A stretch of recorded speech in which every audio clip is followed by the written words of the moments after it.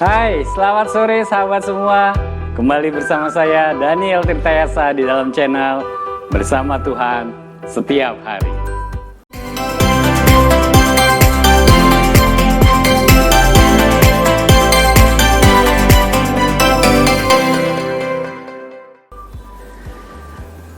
Kali ini saya akan membahas hal lain.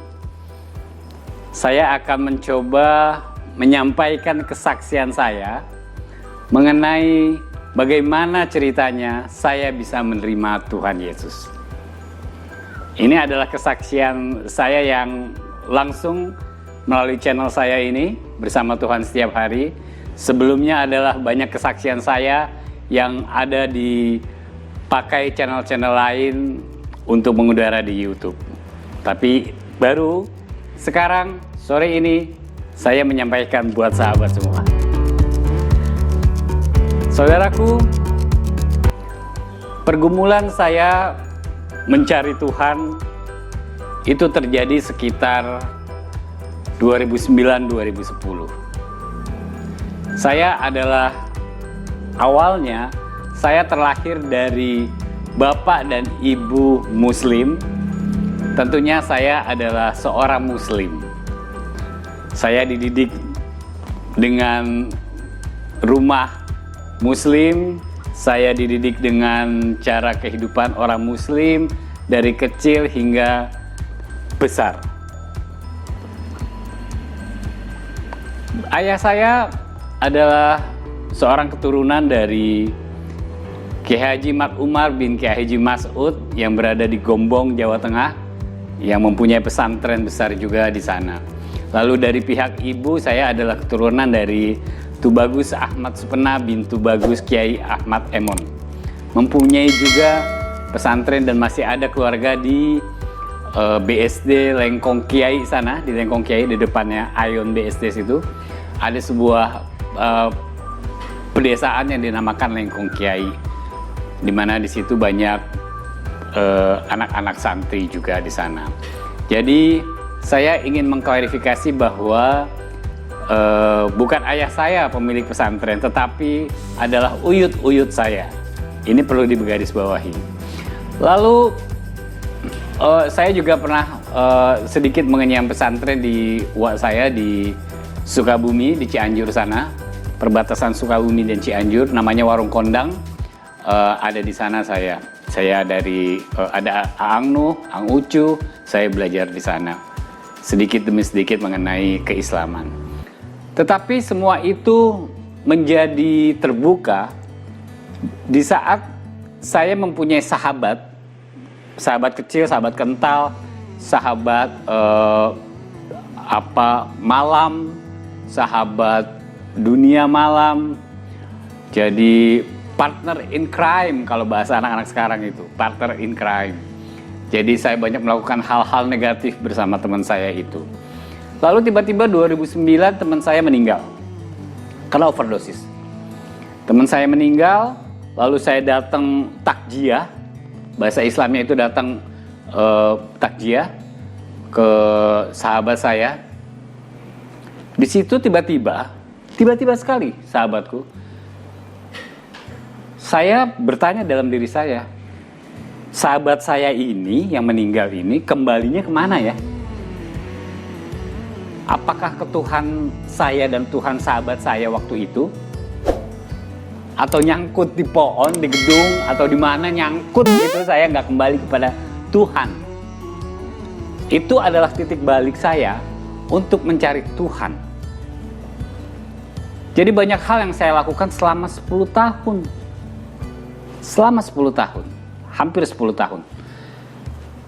Saya belajar ilmu kejawen, saya ke Serandil, saya bertapa di sana, saya mencari ilmu, saya bertapa di goa, di depannya ada patung Semar. Wah, macam-macam. Saya belajar Buddha, saya belajar Hindu, saya belajar Katolik, lalu saya belajar Kristen. Nah, dari semua perjalanan mencari Tuhan itu, saya juga tetap mempelajari keislaman saya, mencari lebih dalam siapakah Tuhan saya itu. Apakah Allah Subhanahu wa Ta'ala atau Tuhan Yesus yang saya anut sekarang ini? atau Siddhartha Gautama, atau Sang Hyang yang ada di Jawa? Itu saya bertanya, saya bergumul terus. Saya tidak seperti orang kebanyakan yang Tuhan Yesus datang gitu. Enggak, saya mencari kebenarannya itu melalui buku, melalui diskusi, melalui banyak berbicara dengan pendeta, dengan siapapun, hal-hal yang mencerahkan. Jadi suatu saat saya berteman banyak dengan para pendeta penginjil dari Minahasa, dari Gemim. Saya banyak berdiskusi di situ. Dan akhirnya selama perjalanan itu saya menemukan bahwa kasih, bahwa ihdinas siratal mustaqim itu ada di dalam Tuhan Yesus. Akulah jalan kebenaran dan hidup, kata Tuhan Yesus. Wow, sungguh luar biasa. Saya terbuka itu setelah menjelang saya berumur 40 tahun. Terbuka semuanya itu. Kenapa saya memakai baju kotak-kotak ini? Tentu sahabat semua tahu ya, ini adalah ikon yang luar biasa untuk DKI. Untuk Ahok, seorang Ahok. Kenapa saya memakai ini? Ini mengingat saya, di mana saya tahun tersebut, di 2016-2017 saya menerima Tuhan Yesus. Oke? Saya menerima Tuhan Yesus. Akhir 2016, awal 2017. Tetapi apa yang saya dapat? Puji Tuhan sahabat semua. Pada saat saya menerima Tuhan Yesus itu, saya ingat sekali pada hari Minggu, saya mendengarkan khotbah dari seorang pendeta di gereja di Menteng. Gereja GPIB Paulus. Waktu itu berbicara tentang kasih. Percaya tidak saudaraku, selama perjalanan pulang di mobil, itu air mata saya mengalir deras mengingat khotbah tersebut. Sampai di rumah saya mengurung diri di dalam kamar, benarkah ini Tuhanku? Dan puji Tuhan, setelah saya mendapatkan itu, saya sampaikan ke keluarga saya, puji Tuhan, saya dikeluarkan dari keluarga saya. Dari grup WA keluarga saya dihempaskan, dikeluarkan. Dari hubungan pribadi dengan adik, dengan orang tua, dengan ibu, dengan bapak, saya juga dihempaskan. Sehingga saya pada saat itu tidak boleh ketemu dengan anak. Saya harus keluar dari rumah. Dan saya tidur di mobil saya itu dari tempat ke tempat, dari pom bensin ini, pom bensin itu, saya tidur mandi di situ. Selama itu saya jalani sebelum saya dapat kos waktu itu. Saya jalani. Tetapi puji Tuhan, saya kuat di dalam perjalanan saya itu. Nah, di 2017 saya mengalami hal-hal yang luar biasa. Kalau dibilang pencobaan atau segala macam halnya, itu sudah resiko ya. Saya rasa setiap orang yang pindah dari satu keyakinan atau agama tertentu, dia pasti akan mengalami banyak hal. Penganiayaan, apapun itu, ancaman, itu semua juga berlaku kepada saya. Nah, selama 2 tahun setelah saya menerima Tuhan Yesus, saya belum dibaptis.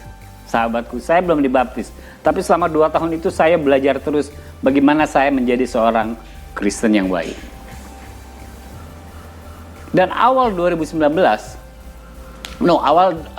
pertengahan 2018, saya ketemu oleh seseorang yang membimbing saya. Dan puji Tuhan, pada akhir Desember 2018, saya di suatu hari, Desember itu saya mengalami 2 peristiwa yang sangat luar biasa. Yang pertama adalah pagi-pagi saya ditelepon oleh adik saya yang memberitahukan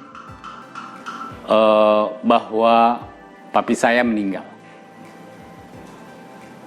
Tapi di hari yang sama pula saya mendapat kabar yang luar biasa dari orang yang memberkati saya itu, bahwa saya akan diberangkatkan ke Israel pada Januari 2019.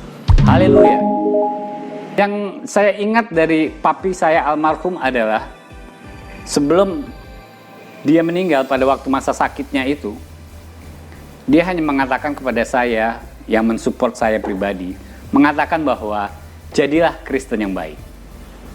Jadi di saat semua orang meninggalkan saya, di saat keluarga saya menjauhi saya, di saat orang-orang terdekat saya menghakimi saya, papi saya hanya mengatakan, jadilah Kristen yang baik.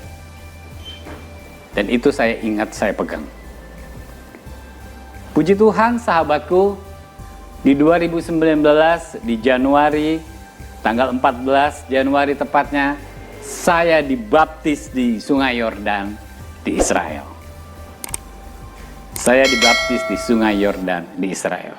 Dan tahu tidak sahabat, saya lahir di dunia ini 17 Januari. Lalu saya dibaptis 14 Januari di Sungai Yordan 2019. Artinya saya benar-benar merasa lahir baru. Saya benar-benar merasa Tuhan Yesus melahirkan saya kembali. Sehingga yang dulu nama saya adalah Tubagus Tirtayasa. Karena sesuatu hal saya harus menjaga hubungan baik dengan keluarga Tubagus, maka sekarang saya memakai nama Daniel Tirtayasa. Daniel adalah permintaan atau nama yang diminta di Sungai Yordan oleh pendeta pada saat itu. Jadi saya menamakan Daniel Tirtayasa. Dan puji Tuhan, setelah saya menerima Tuhan Yesus secara aklamasi, secara benar-benar saya dibaptis di sana, saya merasakan mulai terjadi perubahan-perubahan hidup yang sangat luar biasa. Dan perubahan hidup itu bukan karena saya melakukan hal-hal benar atau baik, tetapi karena kasih karunia Tuhan Yesus yang begitu baik kepada saya, sehingga saya bisa menjalani hidup saya seperti sekarang ini. Jadi sahabatku semua, yang terpenting dari kesaksian saya itu adalah esensinya, saya sudah menerima Tuhan Yesus. Tidak peduli orang mengatakan, ini bisa-bisanya, si Daniel Tirtayasa mengarang ini itu. Tidak peduli apa yang orang-orang katakan di luar sana, yang mengatakan saya bohong lah, bahwa saya orang Kristen sudah lama, atau sebagainya itu, yang mengatakan bahwa saya bukan keturunan dari keluarga besar pesantren. Saya tidak peduli hal itu. Esensi dari semuanya itu, saya sudah menerima Tuhan Yesus bersama kebenarannya. Jadi sahabatku, itulah sekelumit kisah saya, kesaksian saya yang bisa saya share, saya sampaikan kepada semua orang. Karena saya harus mengabarkan kabar baik. Saya tunggu komen dan sarannya dari teman-teman semua.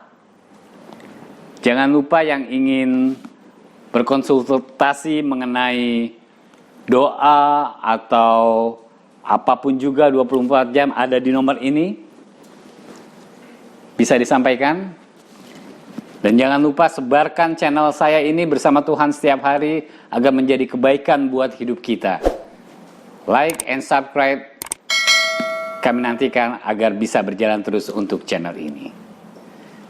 Demikian kesaksian saya, Daniel Tirtayasa, bersama Tuhan setiap hari.